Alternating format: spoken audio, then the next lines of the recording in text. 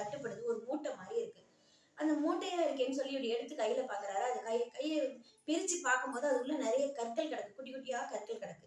அப்ப இவர் என்ன சரி என்னடா கற்கள் கிடக்கு, மூட்டையில கல்ல போய் மூட்டையில கட்டி போட்டுருக்காங்களே அப்படின்னு சொல்லிட்டு அவர் அப்படியே அந்த ஆத்து மேலேயே உட்காந்து அது ஒரு ஒரு கல்லா எடுத்து எடுத்து அந்த ஆத்துல வீசிக்கிட்டே இருக்காரு.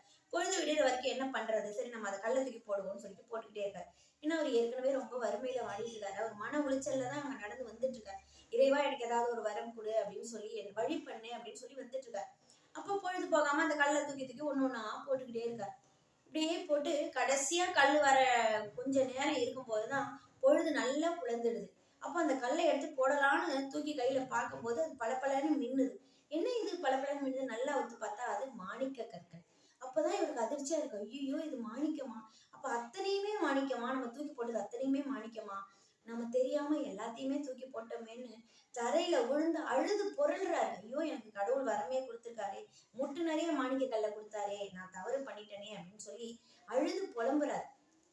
அப்ப அந்த வழியா ஒரு துறவி வர என்ன நடந்தது அப்படின்னு கேட்கும்போது அப்ப இவர் சொல்றாரு, இந்த மாதிரி மாணிக்க கற்கள் கிடைச்சது, நான் எல்லாத்தையும் கீழே போட்டுட்டேன், தண்ணியில போட்டுட்டேன், இது ஒண்ணுதான் எனக்கு இருந்துச்சு அப்படின்னு சொல்லி அழுகுறாரு. அப்போ அந்த துறவி சொல்றாரு, சிரிச்சுக்கிட்டே சொல்றாரு, அத்தனை கற்களும் உன இருந்து நீ தூக்கி போட்டாலும் இந்த ஒரு கல் தான் உனக்கானது. அதனாலதான் நீ இந்த ஒரு கல்லை தூக்கி போறதுக்கு முன்னாடி பொழுது புலர்ந்திருக்கு. இந்த கல் உன் கையில கிடைக்கணும்னு இருந்திருக்கு, கிடைச்சிருக்கு.